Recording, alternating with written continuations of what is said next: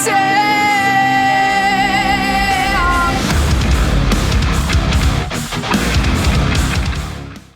right, back up at the shop. We're gonna be dicking around with the Fiesta again today. I'm gonna show you some of the OEM parts we got going on it today. And then before the end of the video, I'm gonna show you what's going on with this RS right here. So hopefully I'm pointing at it. I'm not really good at pointing yet. Will we get there? I can point at the camera, but it should be over there somewhere. We'll go over that before the end of the video. So let's get into it. All right, last batch of stuff came in from Ford. We'll go over this stuff real quick and we'll start throwing it on the car. But just got a hood latch here. One of the cars missing the yellow piece. Still works and everything, but I want to be as factory as possible. Throwing that junk on. Got a hood prop clip. Got a hood prop. Axle seal. A lot of people said they saw oil puking out of underneath the car last week. Got a new seal for that. These are just body clips. New, well, you can't see it, but there's a new emblem in there for the front bumper. Windshield wiper squirters. Side skirt clips. These are headlight bolts. More clips, more clips, more clips. And then this piece right here goes top of the bumper, front of the car. Factory one was a little bit cracked over here. Wasn't a big deal, but figure replace it. These are fairly cheap. But we'll get into this now. I am not a body guy by any means. All this is kind of new territory for me. We're going to figure out as we go, but I figured just use common sense, get everything all lined up. Shouldn't be too bad. So first thing we're going to do is get this thing leveled out. So you can kind of see this front bumper. If I hold the camera correctly, you can see it's kind of slanting down towards the driver's side, and that's where the impact was. So I'm going to show you how I'm going to level this thing out. To level this thing out, we need to find something on the side of the car, something where I can measure straight down to the ground. That's in the same spot on both sides of the vehicle. So, and plus it can't be damaged from the accident. You know, then we run the risk of leveling off of something that's not straight on both sides. So what I'm actually going to go with here is this tab right here. This is a fender mounting tab. It's nice and flat here, so I can put my tape measure up against it, and then I can go straight to the floor. So we know the floor is level here from when we installed the lift, surprisingly enough, but we're gonna measure both sides, and then if we have anything off from side to side, we can adjust it with the lift points here. So these spin and I can get, you know, really tight increments on here and get the thing as close as possible. You know, we could drop it down on the ground, but in my head I'm thinking, well, this thing's been in an accident.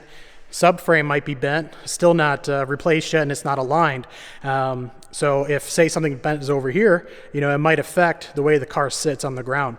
Then we have the factor of tire pressure, and not to mention, it seems like this tire has more wear on it, probably because it was driven after the accident a little bit. So if we eliminate any variables out of it by using something on the body, we should be able to get this thing a hell of a lot straighter. So I did take a couple measure points already off of this tab here. I measured from here to the door, and I measured from here to this window trim, and also measured from here down to this bolt down here. This is the bottom fender bolt. So I made sure that those were the same on both sides. That means that the other side hasn't been damaged from the accident being pushed back. So I'm gonna go ahead and grab some measurements off this thing, get it all leveled out, and then we'll be back. So now that we know that this car's level, we got to get this front core support lined up. So because everything is based off this front core support here, we need to make sure that it is straight. So now that the car's level, we need to come up here, and because the core support mounts off the bumper beam, off of this tab here on both sides, and then we have another mounting point underneath here. But this side here, I know visually that it's lower than the passenger side.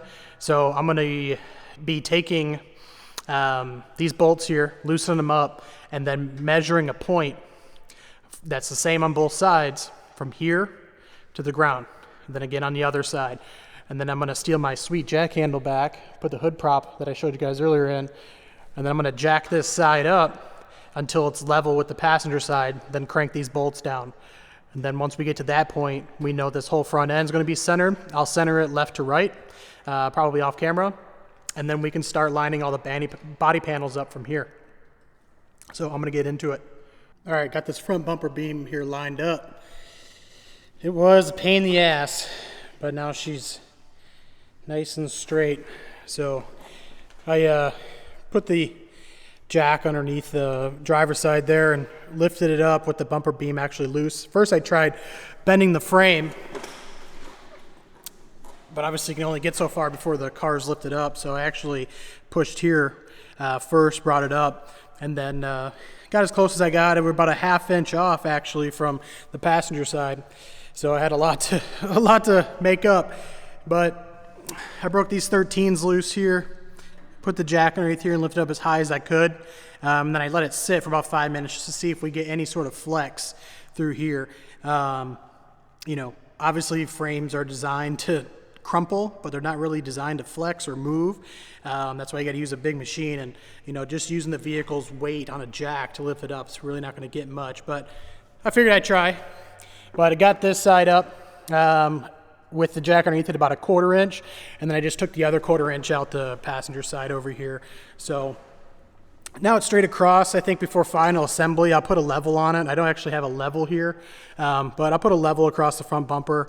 But for now I'm just going to continue on and kind of loosely put all the panels on. The next thing that I have to do is actually the hood, because the adjustments for the hood up and down are behind the fender. So I'm gonna get the hood lined up first. I'm gonna use the A-pillar here and get a nice even gap on both the driver's side and passenger side here. Then once I get that, you know, with an even gap across, then I'm gonna drop it down. Well, it'll already be dropped down, but I'm gonna put the bumper on it and see if we get a nice gap along the bumper line there. And I'm gonna swap this out before we do anything. Got the new latch on there, got the hood prop on, and then the hood prop holder. And then I got the hood lined up here with this A-pillar. It's not too bad. It looks like the A-pillar was actually damaged in the accident, but it's just cosmetic really. There's a little paint chip there, but got that side and this side pretty much lined up. Yep, not too bad. And then, whew, look at them scratches. Gonna have to cut those out, polish it. Looks like this thing was upside down on a moving blanket or something. You can see a lot of movement back and forth, but should be able to get those out. So now that we got the hood lined up and the new latch and prop holder in, we're gonna get the fenders on and the headlights on.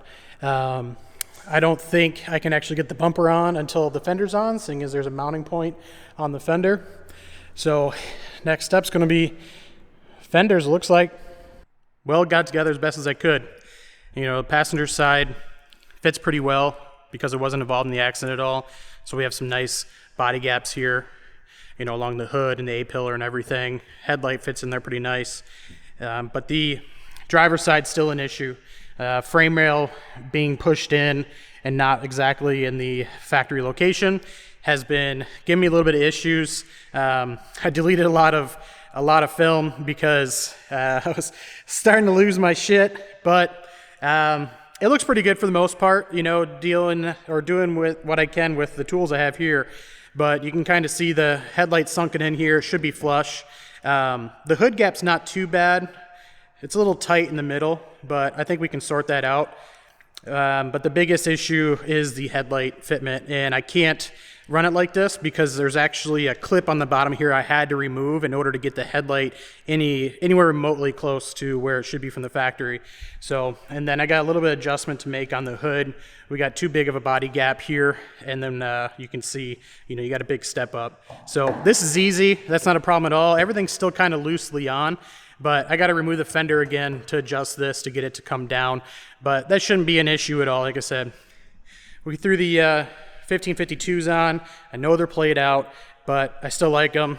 And these are just going to be for the street. You know, this is what we'll travel on if we're going to drive it to any events. And yes, they are two different colors. That's because the wrap that we're going to put on this is going to be incorporating the wheel color on each side. So with the coilovers and everything on it, it won't look like a monster truck. So in the next week or two, we'll bust the Fiesta back out in the videos, and we'll swap the subframe out, and we'll throw the coilovers on, and then I'm going to drive the car up to a body shop and have them actually get the frame rail in place. That way I can get this side back to 100% factory. We might have to actually cut the fender apron in here as well.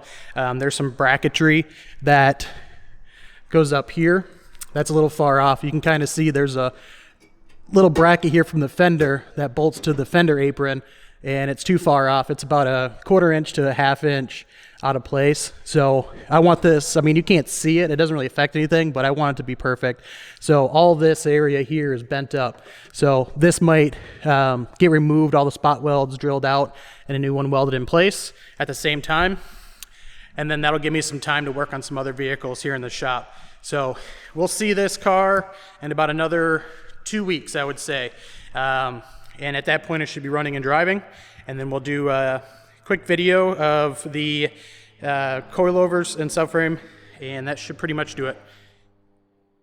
All right, so the RS here is a car I actually picked up to build off one of my customers. So it's currently got a hole in the block. It was a dealership mishap. They kind of botched the head gasket recall, which not too surprising if you follow the group, but it's gonna get one of our short blocks in it. It's gonna get a custom turbo kit that has never been on another vehicle before. Insanely fast spool, 500 wheel horsepower, you know, is the overall goal, and we plan on doing it on pump gas and meth. That way it's a little bit easier for the customer, you know, depending on location, to be able to run the setup. You know, if we do it on E85, person we sell it to might not have E85. You know, if we do it on race gas, they're not going to want to run race gas all the time. So we're going to do a custom methanol injection setup on it, custom turbo kit, and the block's going to be just a little bit different than what we normally do. So we're going to do a video on just the engine going together for this thing.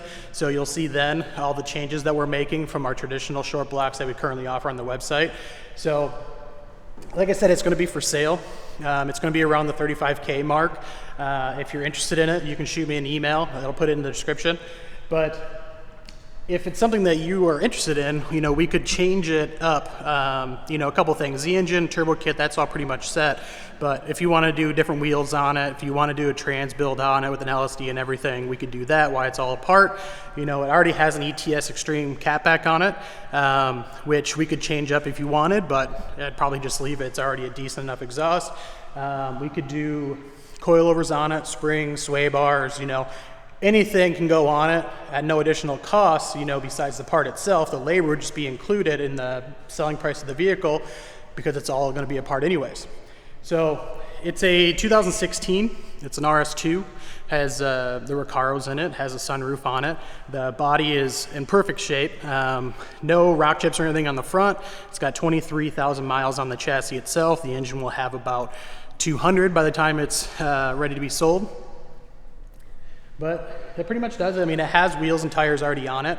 They're plastic dipped, but underneath you can see they're just gunmetal gray. And the plastic dip is already being, you know, removed. So we can keep those wheels on there, or we can swap them out and just kind of throw these in, you know, in the back when you pick up the car. But that's pretty much it for the RS. It'll be about a month before we start putting the engine together, and it'll be about a couple weeks after that before the car's actually up and running, ready to hit the dyno, and we'll probably dial it in. We'll probably dial it in on the street when everything's all done in the dyno. And last thing here, for next week's video, we're gonna be working on the Raptor. We've got a CP intercooler here, CP charge pipe and CP down pipes going on. And we also have a CP intake that's over on the shelf. So we'll be going over the install of these and the benefits, and then we're gonna do some before and after testing, especially on the intercooler, you know, showing the benefits of doing an upgraded intercooler on the Raptor. Then we're gonna do some street tuning with it, seeing as it doesn't fit on a dyno. And I got something special that we're gonna be doing with on the tuning side that'll probably make some people chuckle, but we'll see you next week. I like the chase, the sweet aftertaste, but I'm wasting away in your cage.